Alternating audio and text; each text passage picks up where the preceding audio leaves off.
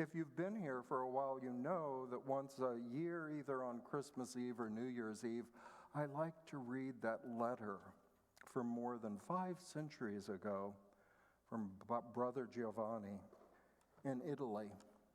And it has that remarkable line, like your message, that there is no peace tomorrow that is not present in this very moment. There is no powerful hope for your life in the coming years that's not already hidden right now in your heart. So when we, like humans often do, cast our hopes, consider our joy, our greater experience of love somewhere down the road, remember that those qualities emanating from our Creator are already within you. They must be, for it is a foundation of our truth that God is always and everywhere present. I remember when I was in ministerial school and talking to a visiting instructor, not someone at Unity, and they said, "What is your conception of God? Transcendent? Far beyond us? Or immanent? Here, within?" And I said, "Both." And the speaker said, "No, theologically you must choose one or the other." And that defied the inherent logic of my mind that Myrtle Fillmore always called us to. Trust the inherent logic of your mind. If God is always and everywhere present, here, and for those that say we can only know the presence of God within, I say, what about the great beyond? To me, it must be both, for God to be always and everywhere present. Well, my lesson today, the master key. I don't know if you've struggled this week with discouragement. I've had my moments. I remember the story of the captain of a sinking ocean liner. He advised the passengers, "You must pray." And one woman cried out, "Is it that bad?" This incredible gift of prayer, or knowing our connection with the infinite, with the source that brought us into being. Sometimes we think of, well, prayer is just for those really horrible, disastrous times. Maybe I'll need it in 2027, I don't know. But forgetting that prayer is like our breath, our breathing. It should be a regular process for us. Do you remember these wonderful lyrics by that amazing Dolly Parton? "I'll be fine and dandy. Lord, it's like a hard candy Christmas. I'm barely getting through tomorrow. But still, I won't let sorrow bring me way down." Thank you, Dolly. But that concern is an ongoing human concern. Perhaps 2,000 years ago, Paul was singing Dolly's lyrics from his prison cell as he wrote these transformative words to the new Christian community at Philippi in Macedonia, Greece. And those words so beautifully expressed in your song. Summing it all up, friends, I'd say you do your best by filling your minds and meditating on things that are true, noble, reputable, authentic, compelling, gracious. the best, not the worst, the beautiful, not the ugly, things to praise, not things to curse. Put into practice what you learned from me, what you heard and saw and realized. Do that. And God, who makes everything work together, will work you into his most excellent harmonies.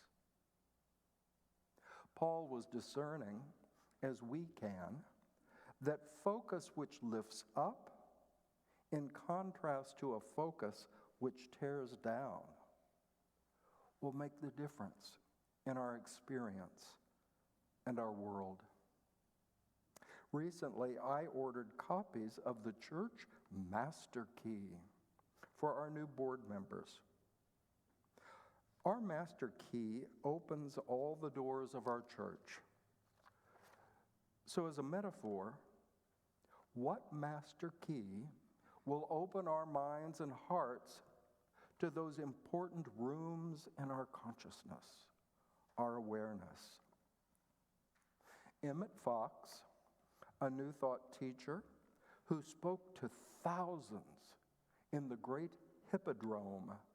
He spoke for the Divine Science Church of the Healing Christ in New York City. He wrote a sermon in 1931, The Golden Key. Many of you are familiar with it. I've mentioned it often. What I like about it is it doesn't take me 200 words to explain it. Emmett Fox put it into one simple sentence. He claimed this would meet any need you could ever have. Any time in your life, any place that you found yourself. This golden key that would open the door before you to greater experience. He expressed it this way: whatever you're facing, stop thinking about the difficulty, whatever it is, and think about God instead. There it is, the master key of consciousness, the key that opens us to all possibility, all potential in life, even the key to God's realm. Attention is our greatest power. I've often said to you that your intention is your greatest gift to yourself, to another person, to your community, to your world. Your attention is where you put your focus. So choose well, wisely, good-heartedly, where you place that focus, your attention. Will it be to focus on the worst in a situation and give yourself to that negative experience? Or will it be to look at the greatest potential in the situation in which you find yourself? Oh, wow. I can look into the negative and struggle, or I can look into that obstacle before me and think, wow, what might I learn? What new skill might I acquire by going through the circumstance, hopefully, kindly, compassionately, but with a focus on what can be. Since we're talking about great speakers in New York, I'll turn to that unity minister that served that city so well in our unity movement at large, Eric Butterworth. And he was really the first, he was ordained in the late 1940s, passed from this world in 2003, dedicated his life to his first great book, Discover the Power Within You. Discover the power within you. Think about it. What might that power be? Other than your chosen focus, your attention. We know this in even common courtesy. When someone comes into your presence, you give them your attention. Maybe not for an hour, maybe it's a passing moment, but you really see them. And that makes all the difference to their sense of welcome into your circle, into your ministry, into your community. So Eric talked a lot about that power within you, that focus within you. But he'd also call his members in New York City to task at times. And if he heard someone utter the words of that so-called Murphy's Law, if something terrible can happen, it will, he'd call them right to task. Listen to yourself.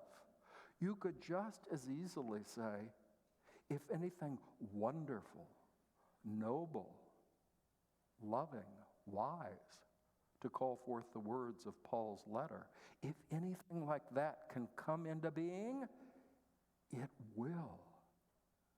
What a different focus. But if you're like me,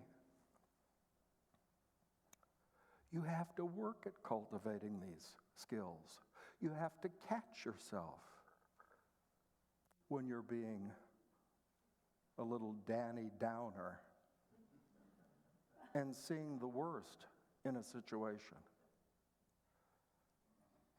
And I know I've at least come forward in a step of mastery, we may call it, in spiritual practice, because I still make mistakes. I still catch myself, but I think I catch my mistakes more quickly.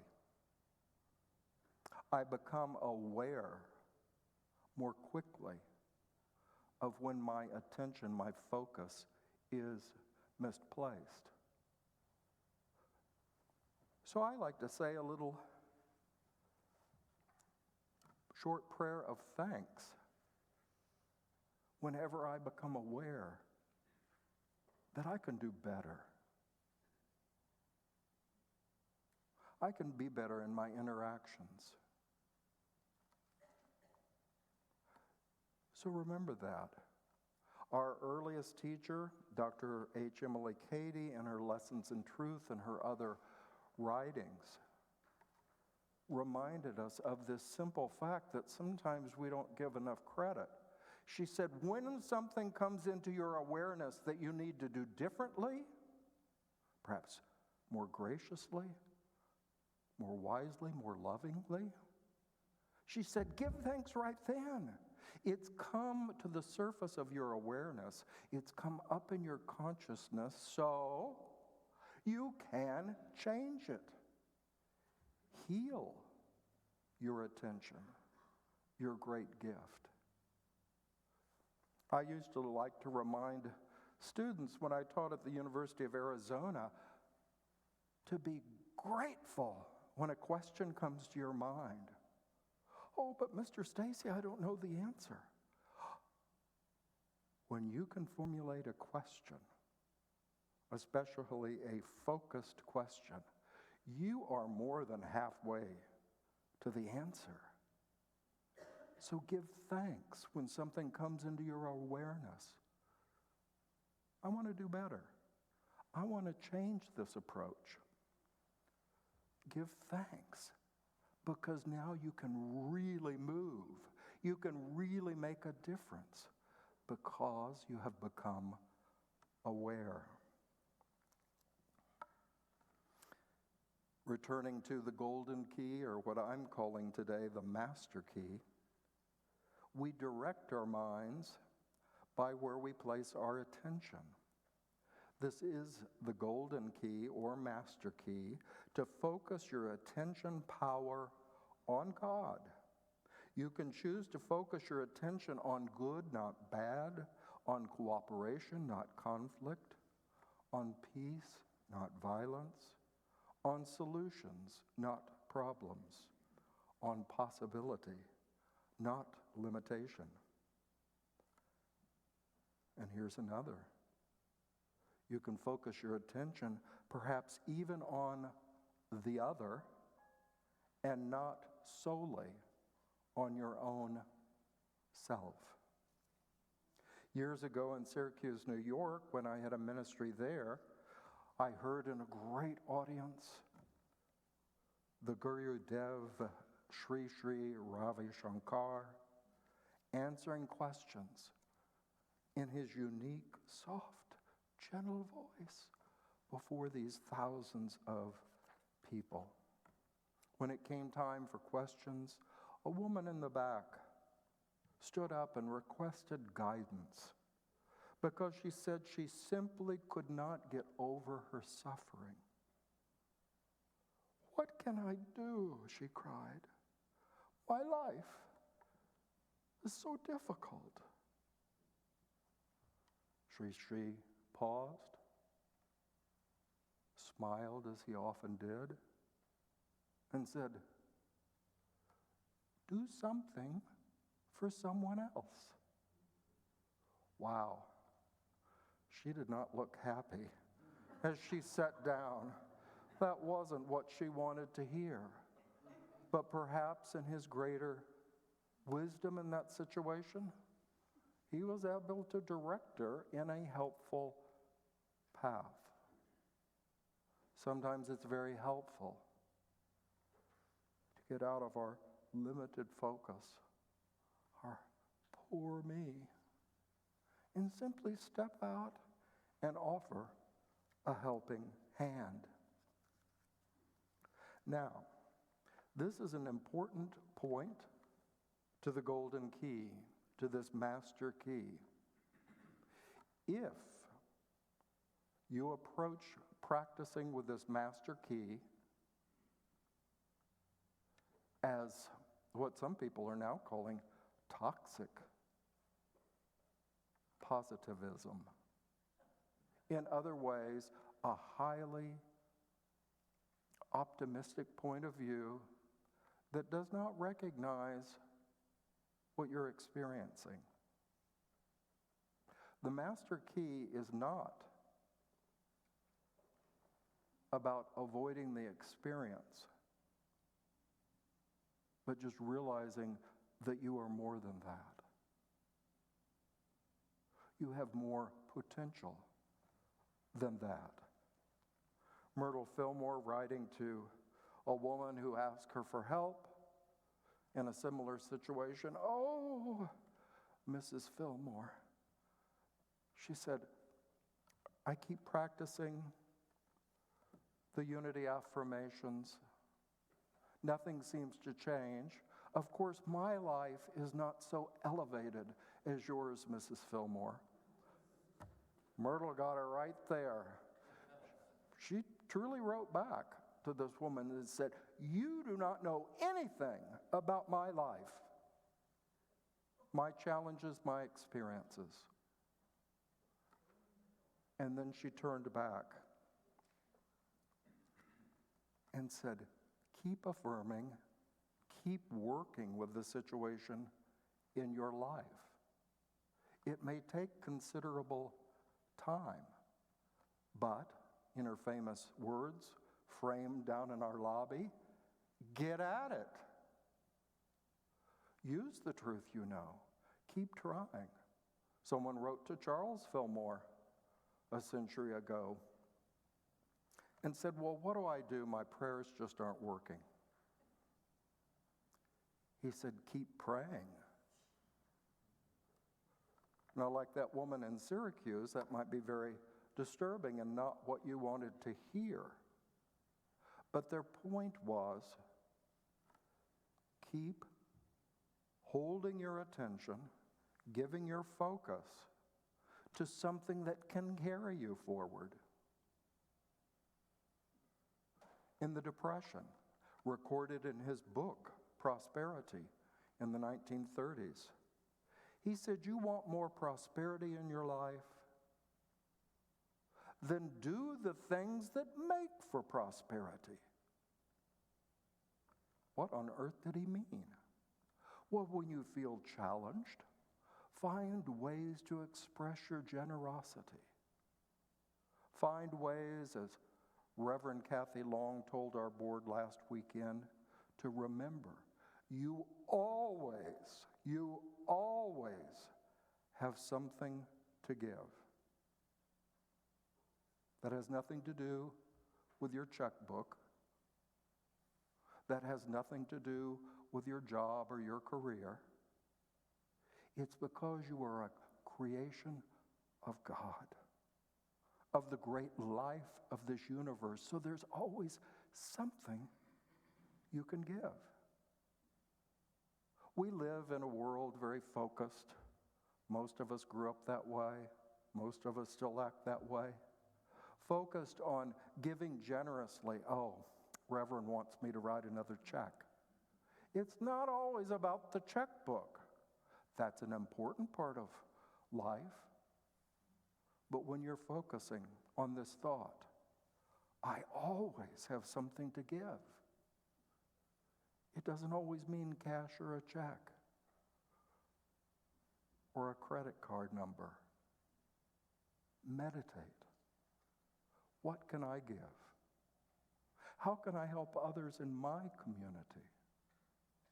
Sometimes with money, sometimes with gladness, sometimes with a helping hand. So just remember part of this key. Don't think about the problem. Think about God instead. Is about your focus. You will still have to address the circumstances in your life, but you can address them with a mind filled with abundant possibilities rather than a mind limited to hopelessness. To I can't do it. I've never been any good at this. Keep your eye on the prize. That is achieving a greater sense of purpose, joy.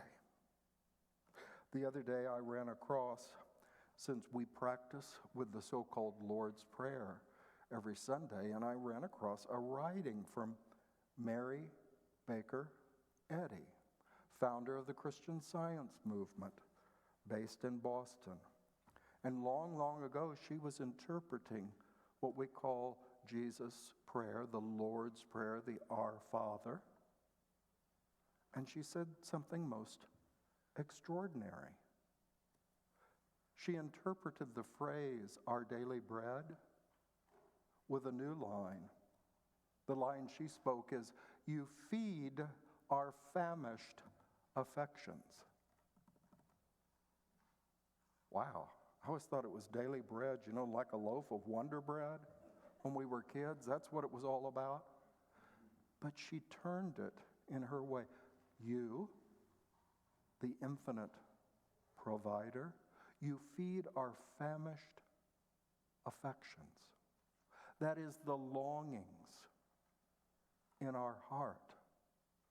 You feed that by opening doors of possibility, of how we can find joy, reclaim a consistent, powerful hope in our lives, to be grounded in our faith in the goodness of God.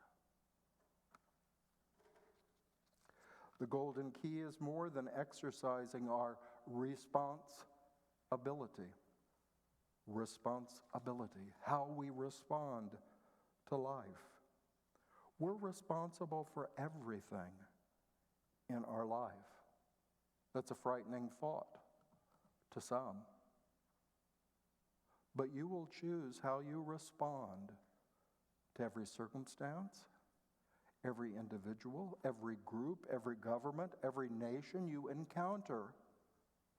You will respond by how you place your focus, your attention on that situation. Isn't our nation in a time when we need to realize the creative power of our focus, our attention? What we pay attention to, what we choose to act on. the master key, the golden key of you becoming a beneficial presence in this community, this state, this nation, this world. A nighttime prayer that I use contains one line most important to me, and I understand it my way, like the golden key. This line is, my heart bears within it many thoughts of conflict, but also the thought of Christ. What is this thought of Christ? What are the qualities of the Anointed One, the Risen One? Soon I'm no longer thinking about all the stirring conflict and feelings, but I'm focusing on that which can take me forward. Take me to that metaphorical higher ground of my life, where I can see things more truly, more hopefully. As Paul said, think on these things. So I invite you for a moment just to turn your attention within, to see that we don't always need an hour of prayer or meditation. It can be a twinkling of an eye. Close your eyes if you choose, and simply hold this thought, acknowledging any conflict in your heart about anything. And remind yourself, in your heart is also the thought of Christ, Christos, the Anointed One.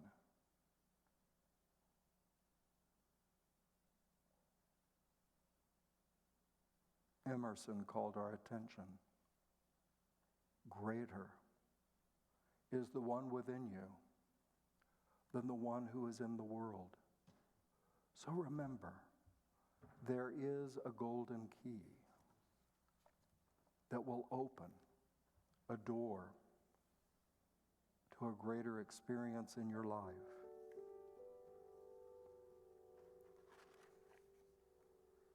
So I invite you to gradually allow your attention to return.